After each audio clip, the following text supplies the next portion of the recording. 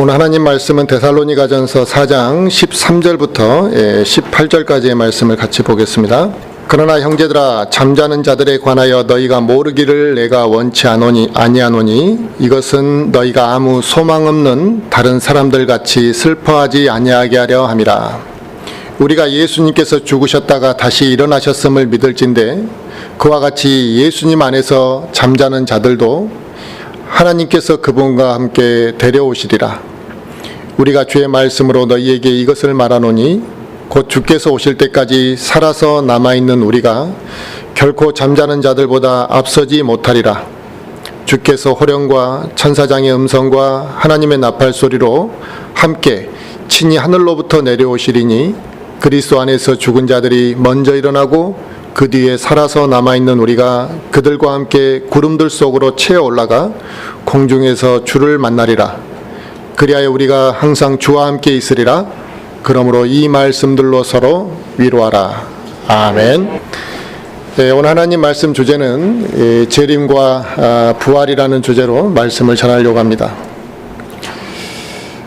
우리 주 예수 그리스도의 재림, 그 다음에 우리 주 예수 그리스도의 부활은 성경에서 가르치는 매우 중요한 핵심 교리 중에 하나입니다.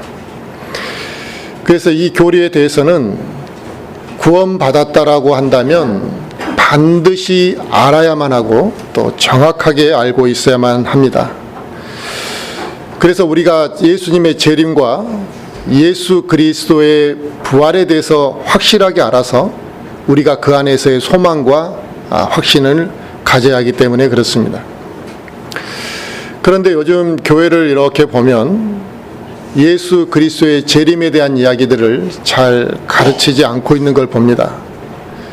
그리고 부활에 대한 교리들을 일부 이렇게 이제 가르치고 있는데 이 부활에 대한 교리조차도 구원에 대한 성경적인 이 가르침들과 교리가 뒷받침되지 못하다 보니까 그나마 부활이라도 정확하게 가르쳐야 되는데 부활을 가르치면서도 무엇인가 성경적인 인식이 좀 부족한 것들을 이제 보게 됩니다. 어찌 보면 지금의 이런 현상들이 교회가 성경에서 가장 중요하게 가르쳐야 될 가르침 중에 하나인데 이러한 것들을 지금 소홀히 하고 있습니다. 교회가 이런 재림과 부활에 대해서 중요하게 가르치지 않고 있는 것은 결국 무엇을 의미하냐면 마지막 때가 되었다라는 것을 오히려 교회를 통해서 우리가 볼 수 있는 것입니다. 그러니까 교회는 계속 이 마지막 그러니까 주님의 재림과 부활에 대해서 계속해서 가르쳐야 되는데 교회가 그걸 안 가르친다면 이제 마지막 때가 된 것이죠.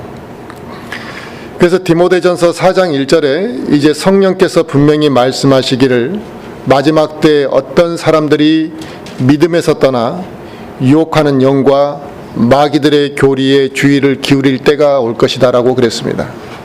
그러니까 이것은 교회 밖에 있는 사람들한테 하는 이야기가 아니고 교회 안에 있는 사람들이 다른 것들을 따르게 되는 마귀의 영과 교리를 따르게 되는 이러한 일들이 벌어지게 될 것이라는 것을 말씀하고 있습니다. 그러니까 교회 안에 우리가 머물렀다 그래서 거짓 교리가 우리 안에 침투하지 않는 것은 아닙니다. 또 우리가 교회 안에 들어왔다 그래서 마귀의 영으로 유혹받지 않는다는 것도 아님을 알 수가 있습니다. 그래서 베드로후서 3장도 한번 찾아보고 말씀을 이어서 하겠습니다. 베드로후서 3장.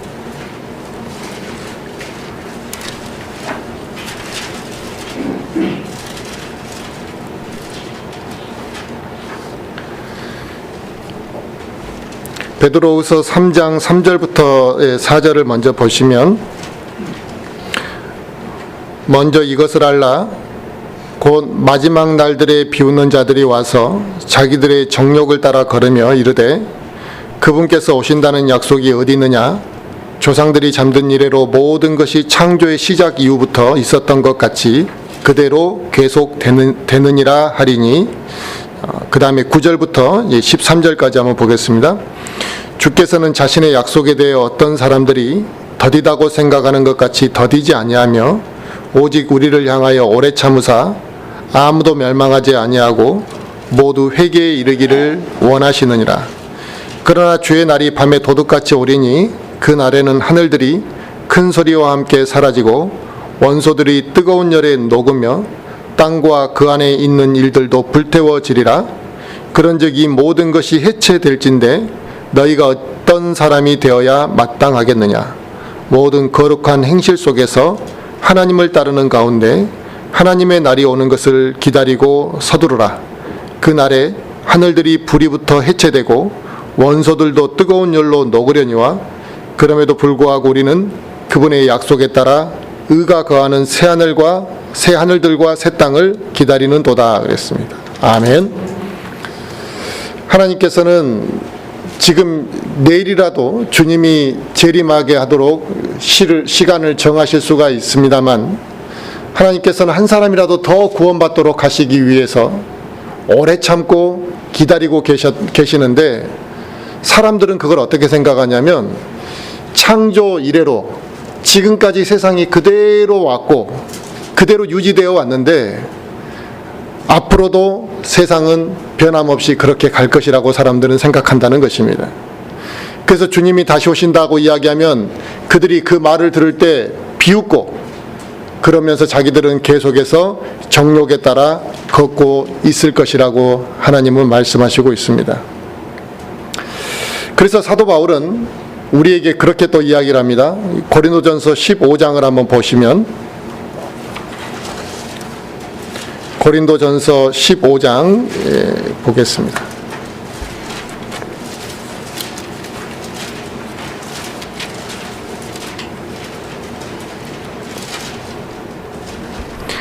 고린도전서 15장 12절부터 한번 보겠습니다. 19절까지.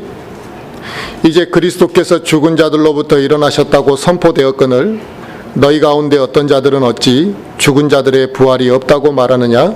만일 죽은 자들의 부활이 없으면 그리스도께서 일어나지 아니하셨느니라. 또 그리스도께서 일어나지 아니하셨으면 우리의 선포하는 것이 헛것이요 너희의 믿음도 헛것이며 참으로 우리가 하나님께 대한 거짓 증인으로 드러나리니 이는 우리가 그분께서 그리스도를 일으키셨다고 하나님에 대해 증언하였기 때문이라. 만일 죽은 자들이 일어나지 아니하면 그분께서 그리스도를 일으키지 아니하셨느니라. 만일 죽은 자들이 일어나지 아니하면 그리스도께서 일으켜지지 아니하셨느니라. 또 그리스도께서 일으켜지지 아니하셨으면 너희의 믿음이 헛되고 너희가 여전히 너희 죄들 가운데 있으며 따라서 그리스도 안에서 잠든 자들도 멸망하였느니라. 만일 우리가 이 세상 삶을 사는 동안에만 그리스도 안에서 소망을 갖는다면 모든 사람들 중에 우리가 가장 비참한 자니라 그랬습니다. 아멘. 부활이 없다고 한다면 우리는 소망이 없는 자들이라 그랬습니다. 소망이 없다라는 것은 결국 비참하다라고 이야기했는데 하나님을 믿는다고 말하면서 또 부활을 믿지 않는다면 그것은 어리석은 것이고 그 어리석은 자의 믿음은 헛된 것이라고 이야기하고 있습니다.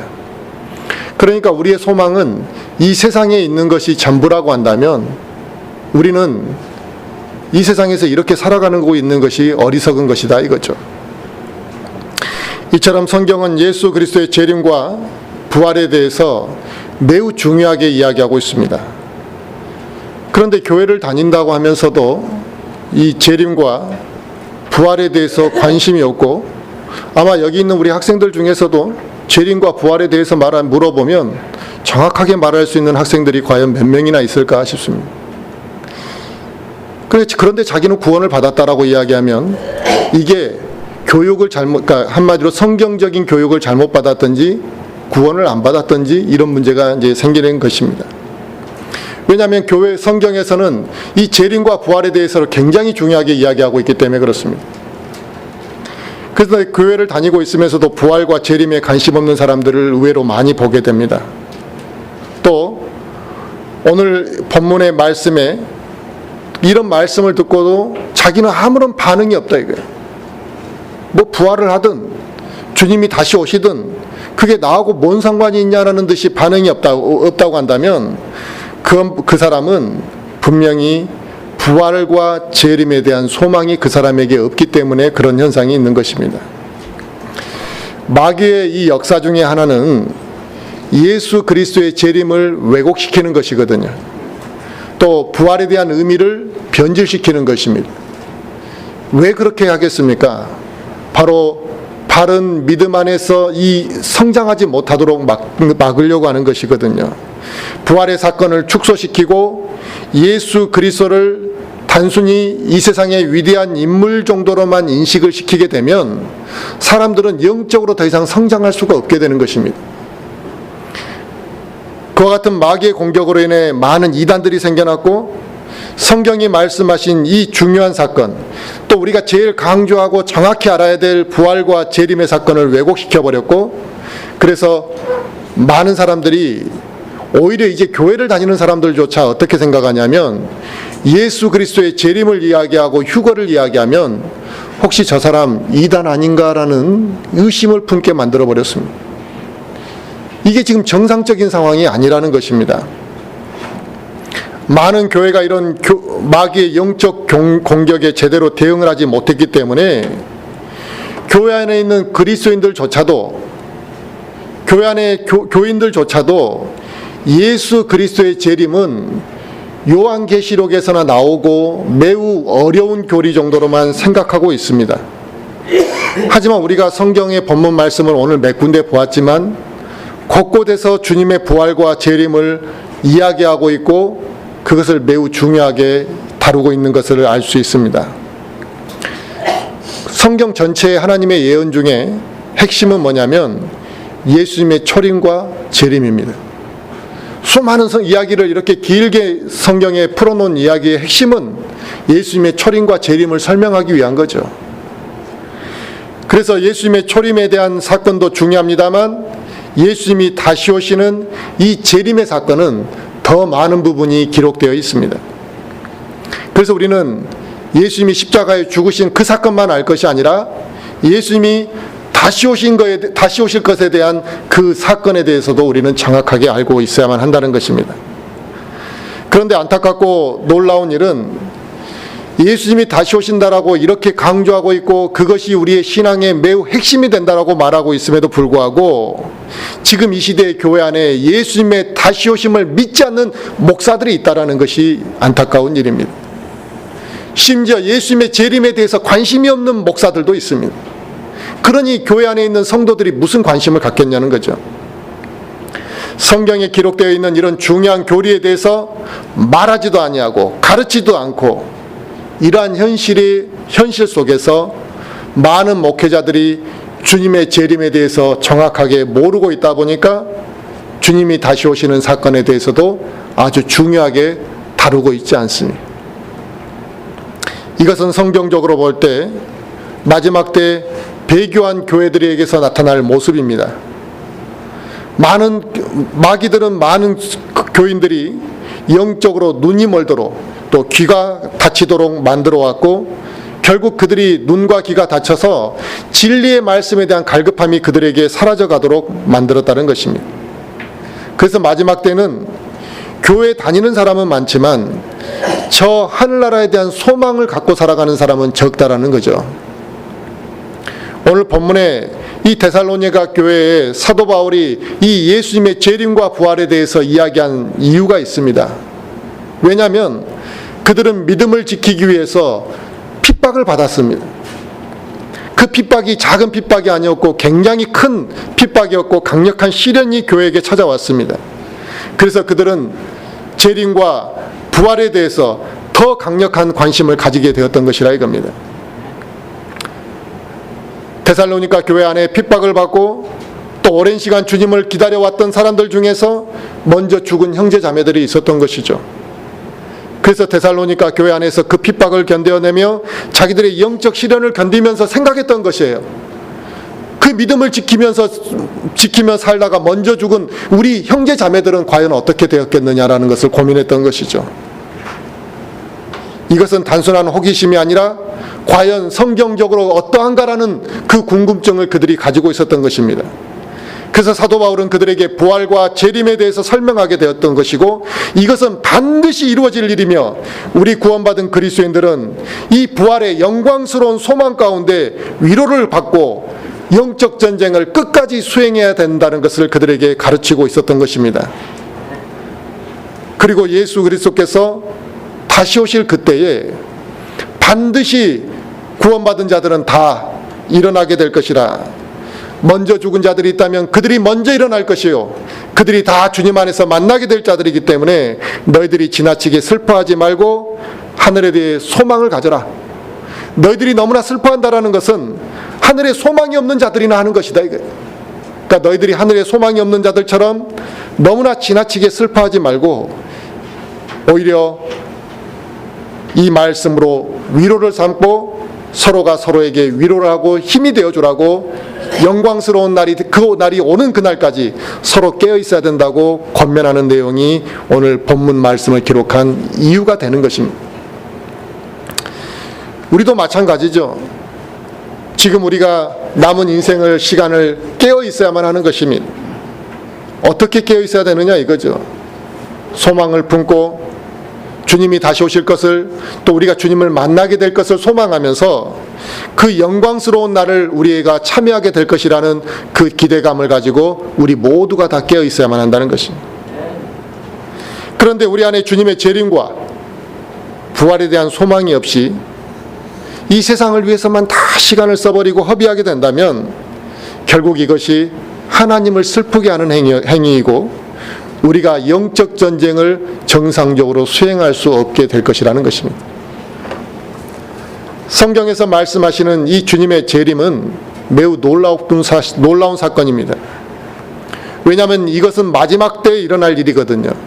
그러니까 예수님의 재림이 이루어진다는 것은 이제 이 세상의 삶이 끝나버린 것을 의미하는 것입니다. 우리에게는.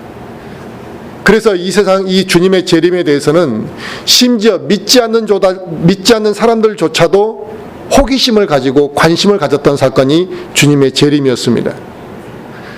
그러므로 저 하늘나라에 대한 소망을 품고 살아가는 그리스도인들이 주님에 대한 재림에 대해서 관심이 없다는 것은 이건 문제가 있는 것이죠.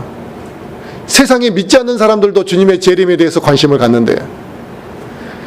그래서 우리가 구원받았다고 한다면 주님의 이 재림의 사건은 우리를 흥분되게 하는 사건이고 우리는 그날을 기다리며 살아야만 하는 것입니다.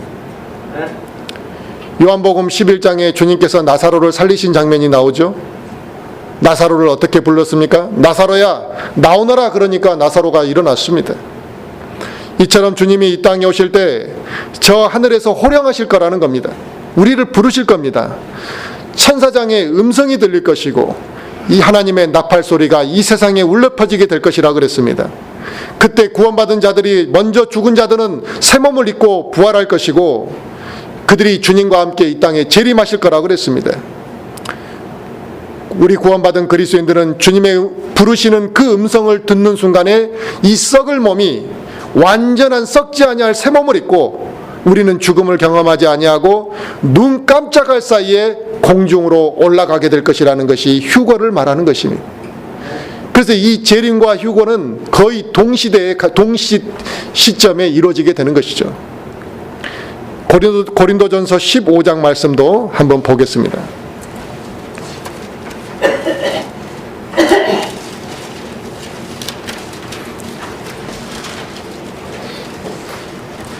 고린도전서 15장 50절 말씀 보겠습니다.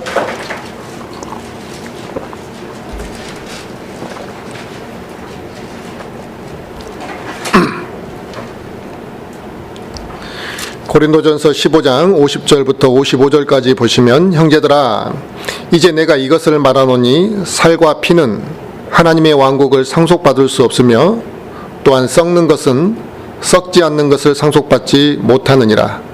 보라, 내가 너희에게 한 가지 신비를 보이노니 우리가 다 잠자지 아니하고 마지막 나팔 소리가 날 때 눈 깜짝할 사이에 순식간에 다 변화되리라. 나팔 소리가 나매 죽은 자들이 썩지 아니할 것으로 일어나고 우리가 변화되리니 이 썩을 것이 반드시 썩지 아니함을 입고 이 죽을 것이 반드시 죽지 아니함을 입으리로다.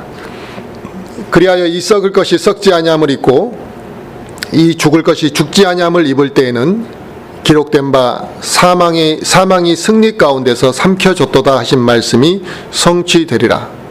오 사망아, 너의 쏘는 것이 어디 있느냐? 오 무덤아, 너의 승리가 어디 있느냐? 아멘. 우리가 이제 부활과 휴거가 이루어지면 더 이상 사망은 우리를 관여할 수가 없게 된다는 것입니다.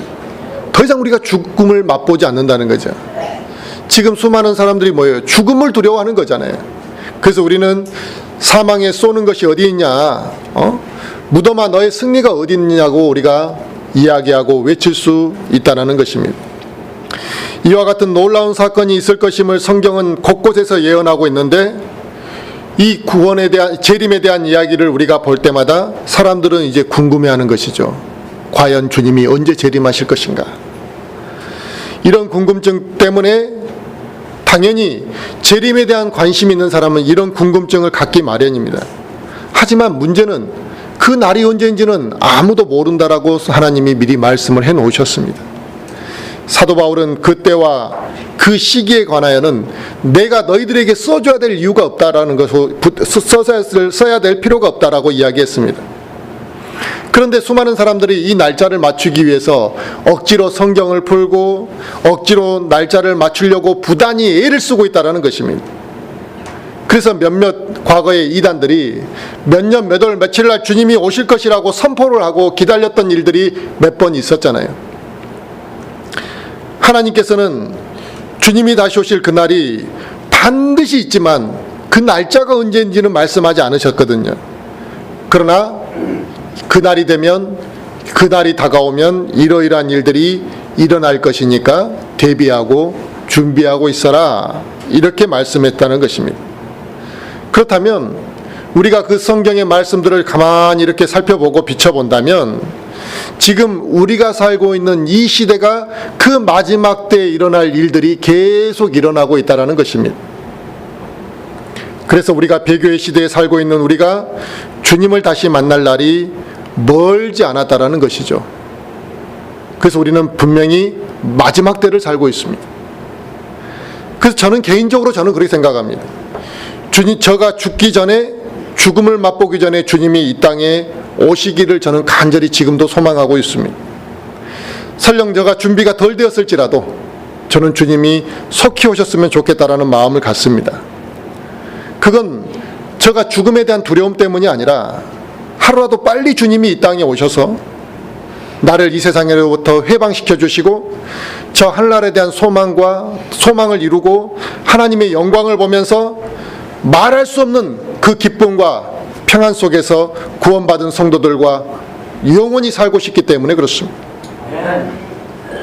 우리는 이제 구원받은 성도들과 눈물과 고통과 슬픔과 또 배고픔이 없고 더 이상 우리가 스트레스 받고 근심받지 않는 저 영원한 세상에서 참 안식이 무엇인지를 우리가 누리고 싶다면 주님이 다시 오시기를 우리는 소망하고 기다려야 되는 것입니다.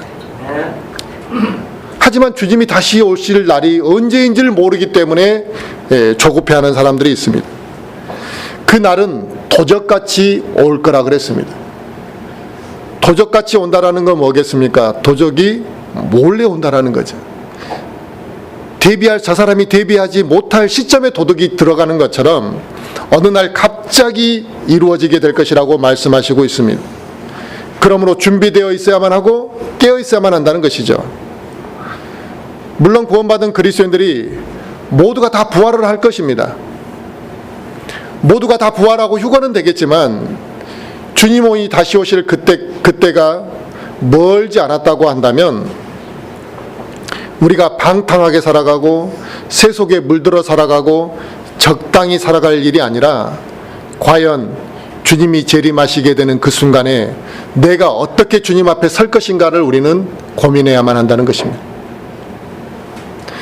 주님이 재림을 갑작스럽게 맞이하게 될 때 내일 아침에 우리가 주님을 만났다, 주님의 재림을 경험하게 됐다라고 한번 가정해 보자 이거예요. 아무런 준비가 없이 아무 생각 없이 그날을 맞이하는 사람들이 있을 거라는 거죠. 주님이 다시 오실 그날을 기다리지 않고 살았던 사람들, 주님이 오실 날이 멀지 남았으니까 나하고는 좀 아직은 멀다라고 생각하는 사람들이 갑자기 주님을 다시 만났을 때 그 사람들은 얼마나 당혹해야 할 것이냐 이거죠. 분명히 성경은 아무런 열매도 맺은 것이 없고 주를 위해서 열심히 살아온 것도 없는 사람들이 주님을 만났을 때 상급받을 것이 없을 것을 말씀하시고 있습니다. 그들이 주님 앞에서 수치를 당하게 될 것이라고 말씀하시고 있는데, 바로 수치를 당하는 육신적인 그리스도인들이 그와 같이 주님을 만났을 때 기뻐하기보다 당혹하게 될 것이라는 거죠. 그런 당혹하는 사람들의 부류 속에 저와 우리 모든 성도들이 포함되지는 말아야 될 것이라 이겁니다. 그러므로 주님의 재림을 소망하고 우리가 기다리고 살아간다는 것은 매우 복된 일입니다. 주님의 재림을 기다리는 사람들은 왜 재림을 기다리겠습니까? 그들 안에 하늘나라에 대한 소망이 강력하기 때문에 재림을 기다리는 것입니다. 주님의 재림을 기다리는 사람은 이 세상에 대한 미련이 남아있지 않기 때문에 재림을 기다리는 것입니다. 그런데 이 세상에 미련이 남아있으면 어떻게 되겠습니까? 주님 오신 날이 좀만 더 늦어졌으면 좋겠다라고 생각하는 것이죠. 내가 구원받았다라고 고백하면서도 과연 내가 주님이 다시 오시는 그 재림을 기다리지 않고 살아왔다고 한다면, 이제는 주님이 다시 오실 그날, 주님을 다시 만날 준비를 하면서 우리는 살아야만 한다는 것입니다. 그리고 구원받은 성도들은 이 부활에 대한 소망이 우리에게 있어야 되는 것이잖아요. 부활의 소망이 있는 사람은 이 세상에 대해서, 또 죽음에 대해서 두려워하지 않게 됩니다. 왜냐하면 다시 살아날 것이니까요. 이 육신의 삶이 전부가 아니고 사망이 나를 삼킬 수 없다라는 것을 알고 있기 때문에 부활에 대한 소망이 있는 사람들은 이 죽음이 두려워하지 않게 되는 것입니다. 그래서 수많은 믿음의 선배들이 목이 잘려가고 또 죽어가고 감옥에 투옥되면서도 그들이 죽음을 두려워하지 아니하고 믿음을 버리지 않았던 것은 그들에게 부활의 소망이 강력했기 때문이지, 그들이 육신의 고통을 느끼지 못해서 그랬던 건 아니라는 거죠. 바로 우리는 예수 그리스도의 피로 죄를 씻음받은 그 순간 영원한 생명이 우리에게 보장되었기 때문에 우리는 부활에 대한 소망을 갖게 되는 것입니다. 그러므로 구원을 받았다라는 것은 우리가 이 세상에서 잘 먹고 잘 사는 것을 기대하는 것이 아니라, 이 더럽고 악한 세상에서 벗어나 내가 좀 새 몸을 입고 부활의 소망을 품고 살아가는 것이고, 부활의 소망이 있는 성도들은 당연히 육신의 죽음에 연연하지 않고 살아가는 것이죠. 예수 그리스도께서 재림하실 때 부활하고 휴거하게 될 사람들은 예수 그리스도를 믿고 그들 안에 다 예수님 안으로 들어온 사람들입니다. 구원받은 그리스도인들은 모두가 다 그래서 부활할 것이기 때문에 성경은 구원받은 그리스도인들이 이 세상의 육신의 죽음을 맛볼 때 죽었다라고 그렇게 표현하지 아니하고 다시 일어날 것을 생각하고 잠들었다라고 표현하시는 이유가 거기 있는 것이죠. 이것은 우리의 육신의 죽음이 영원한 죽음이 아니고 이 세상의 고통과 시련의 명예를 벗고 오히려 이 죽음은 쉬는 시간이라 이거예요. 우리가 그렇게 무거운 짐을 지고도 아직도 살아가고 힘들다고 하면서 육신의 죽음에서 육신의 죽음을 두려워한다 그러면 이건 우리가 얼마나 어리석습니까? 이 세상에서 우리가 얼마나 큰 고통과 시련의 멍에를 메고 살아왔습니까? 잠시도 쉴 틈이 없이 우리는 살아가고 있습니다. 그 멍에를 벗어버리는 날이 바로 우리가 육신의 죽음을 맞이하는 날입니다. 그 육신의 죽음을 맞이하는 날 우리는 예수 그리스도와 함께 안식을 하게 되는 날이 되는 것이고, 그래서 주님이 재림하실 때 이 땅에 잠들었던 성도들이 먼저 부활하게 될 것이고, 그들이 주님과 함께 이 땅에 공중에서 재림하게 될 것을 성경은 말씀하시고 있습니다. 예수 그리스도께서 2000년 전에 이 땅에 오셨고 그분이 우리의 죄를 담당하시기 위해 십자가에 죽으셨는데, 그러고 끝나버렸다면 우리는 부활에 대한 소망을 가질 수가 없습니다. 그런데 그분이 십자가에 죽으시고 3일 만에 부활하셨다라는 사실은 예수 그리스도를 믿는 자들의 모든 죄가 용서되었음을 그게 보여 증명해 주는 것입니다. 주님의 부활의 사건은 단순히 주님이 죽으시고 일어난 것만을 의미하는 것이 아니라 우리도 부활의 소망을 갖게 됐었고 우리의 죄가 사함받았다라는 징표를 보여주는 것이죠. 그래서 고린도전서 15장 13절에 만일 죽은 자들의 부활이 없다면 예수 그리스도가 어떻게 일어날 수가 있었겠느냐라고. 부활이 있었기 때문에 예수님이 그렇게 우리에게 보여주신 것 아니냐 이거죠. 부활은 예수 그리스도를 믿고 구원받은 성도들에게 영광스러운 소망 중에 하나입니다. 세상에 믿지 않는 사람들은 그걸 가르쳐줘도 그들은 그 마음을 품을 수가 없습니다. 그러나 구원받은 성도들은 그걸 자연스럽게 부활할 거라는 것을 믿고 그걸 소망하게 된다는 것이죠.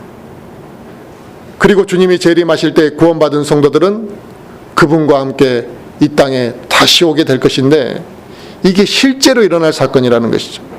그리고 반드시 이루어질 것이라고 말씀하시고 있습니다.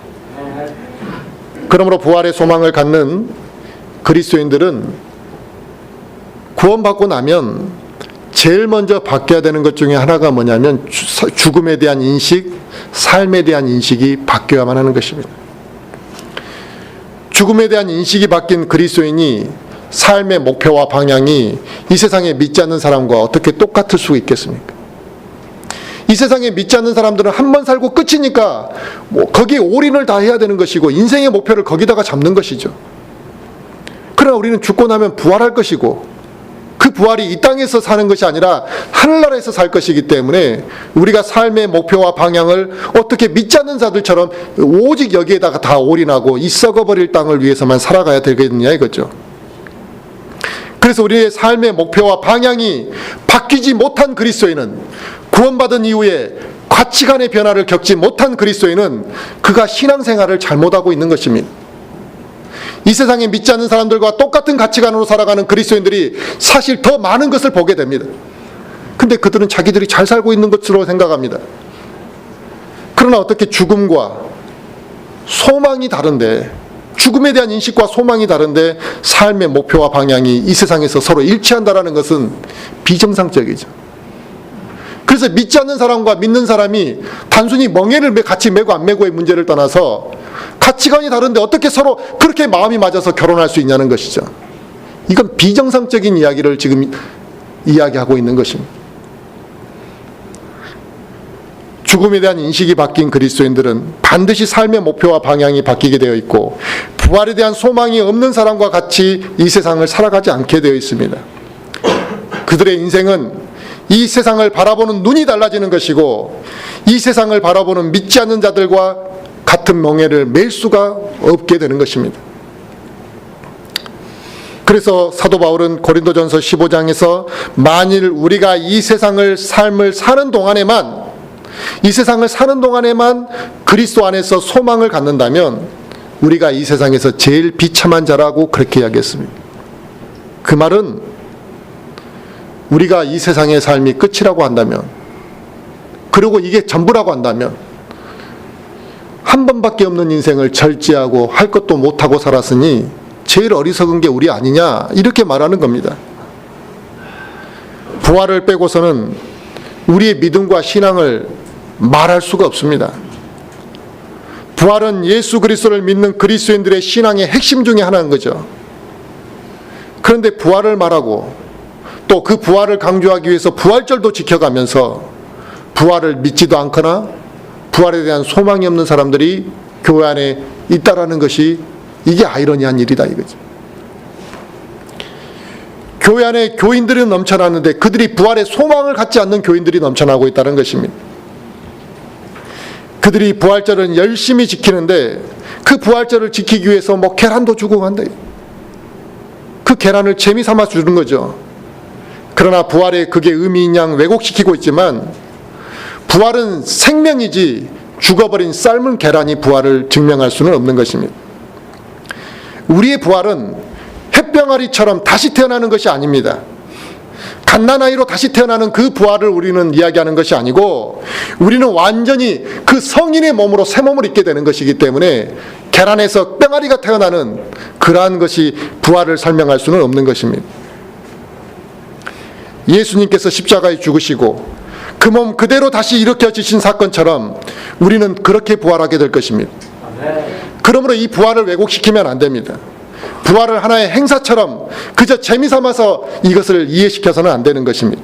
그건 소망이 아닙니다. 부활의 의미를 우리가 정확하게 알았을 때 그 부활에 대한 소망을 우리가 인지하고 살아갈 수가 있게 되는 것이죠. 절기까지 이렇게 만들어서 지키는 많은 교회가 왜 그들은 부활에 대한 소망을 갖지 않고 살아가느냐, 이게 아이러니한 일이죠. 이 시대의 많은 목회자들이 부활에 대해서 자기부터가 소망은 없거나 그들이 재림에 대해서 인식하지 못하고 있기 때문에 바로 그와 같은 일들이 교회 안에서 일어나게 된 것입니다. 저 하늘날에 대한 소망이 없기 때문에, 그 소망이 없기 때문에 이 땅을 위해서 살아가는 것이죠. 그래서 모든 교회가 건축의 사활을 걸고 살아갑니다. 부활에 대한 소망과 저 하늘나라에 대한 소망과 재림에 대한 기다림이 없기 때문에 교회를 자기 아들에게 세습해주는 그 악을 서슴없이 그들이 하고 있는 것입니다. 그러면서 그들은 부끄러워하지도 않습니다.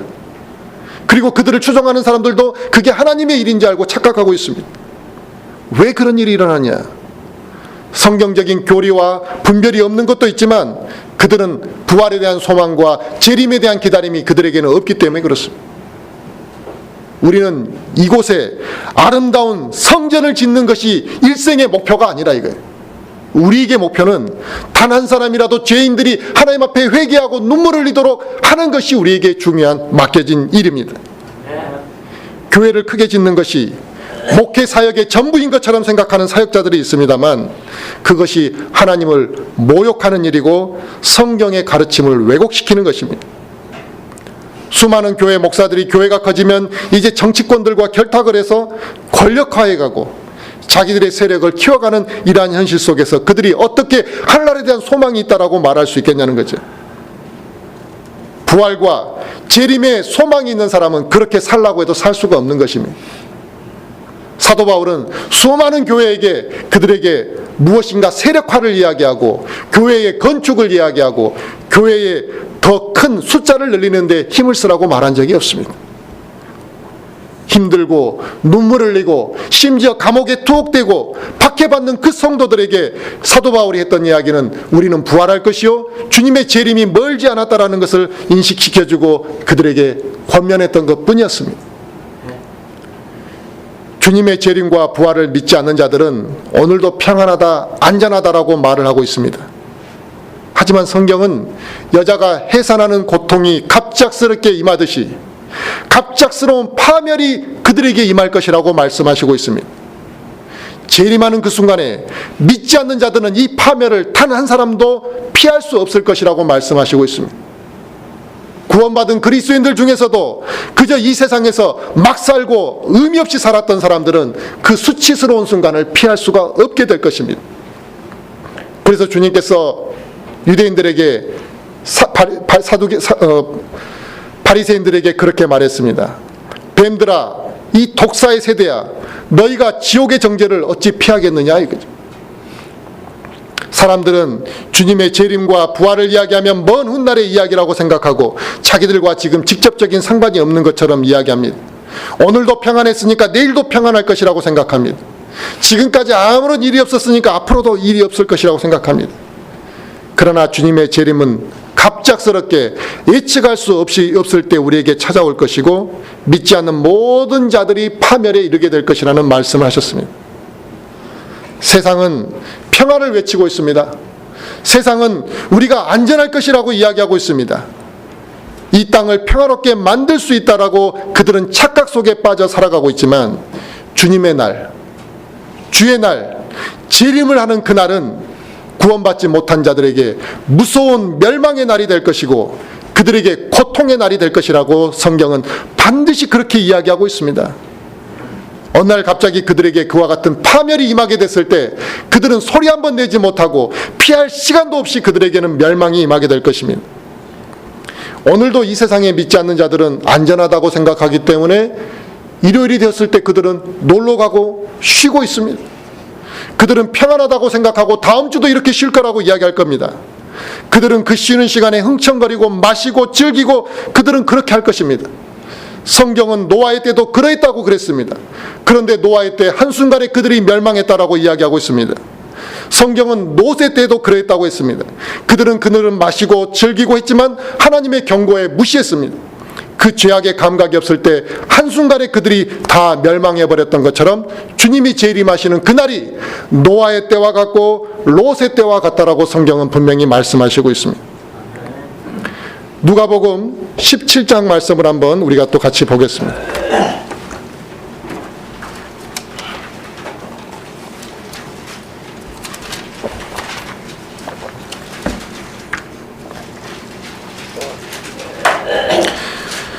누가복음 17장 26절부터 30절까지를 보겠습니다. 누가복음 17장 26절부터 보겠습니다. 노아의 날들에 이루어진 것 같이 사람의 아들의 날들도 그러하리라. 노아가 방주로 들어간 날까지 그들이 먹고 마시고 장가가고 시집가더니 홍수가 나서 그들을 다 멸하였느니라.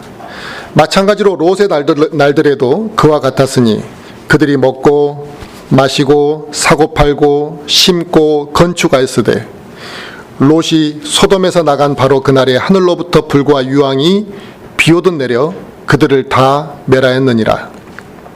사람의 아들이 나타나는 날에도 그와 같으리라. 아멘. 이건 성경이 그렇게 말씀하시고 있습니다. 악한 인간들은 노아의 때 수천 년 전에도 그랬고 또 롯의 때도 그랬습니다. 지금도 그랬습니다. 똑같은 행위를 반복하고 있습니다. 그래서 그들에게 주님은 말씀하십니다. 그들은 주님이 다시 오시는 그날이 그들에게는 중요한 사건이 아니라고 생각하거든요. 그들은 이 세상이 영원할 거라고 믿고 있습니다. 그래서 어떻게 하면 더 오래 살 것인가를 그들은 고민하고 있는 것이죠. 그리고 이 세상은 그들이 좋아질 세상이라고 생각하고 있습니다. 하지만 성경은 그들이 말하는 것과 정반대로 말씀하시고 있다는 것입니다. 지금 우리가 살고 있는 이때가 마지막 때라고 성경은 말씀하시고 있잖아요. 마지막 때니까 깨어있으라고 말씀하시는 것입니다. 그러므로 그리스도인들은 더 이상 이 세상에서만 얽매여 살아갈 문제가 아니라는 것이죠. 저 한날에 대한 소망을 가지고 내가 할 수 있는 것이 무엇인지를 생각해 봐야 되는 것이죠. 내가 복음을 증거하기 위해 무엇을 해야 되는지, 내가 그 복음을 증거하기 위해 무엇을 힘쓰고 있는지를 생각해 봐야 될 문제입니다. 죽는 그날까지 우리가 성경 한번 읽지 않았다라는 것은 부끄러운 일이라고 말씀드렸는데, 죽는 그날까지 내가 누군가에게 복음 한번 전해보지 않은 것도 왜 부끄러운 일이 아니겠습니까? 주님이 이 땅에 다시 오실 그날 우리가 재림을 기다리고 있습니까? 기다리고 있다고 우리가 이야기하겠죠. 그러면 재림을 기다리면서 어떻게 살고 있냐고 물었을 때 뭐라고 이야기하시겠습니까? 그냥 재림만 기다리고 있을 뿐이지 재림을 준비하지는 않고 있다는 것이죠. 내가 부활할 것이라는 걸 믿고 저 한날에 대한 소망을 가지고 있습니까? 가지고 있겠죠. 가지고 있다라고 말하겠죠. 부활할 것이라는 걸 믿고 한날에 대한 소망을 가지고 있다면 내가 이 세상을 어떻게 이제 마무리해 가고 있느냐를 물어보면 뭐라고 답변하시겠습니까? 결국 입으로만 재림을 기다리고 있고 입으로만 한날에 대한 소망이 있다고 말할 뿐이지 결국 우리 안에서 재림을 기다리는 모습이 없고 하늘나라의 소망을 가지고 있는 모습이 발견되지 않고 있다는 것입니다.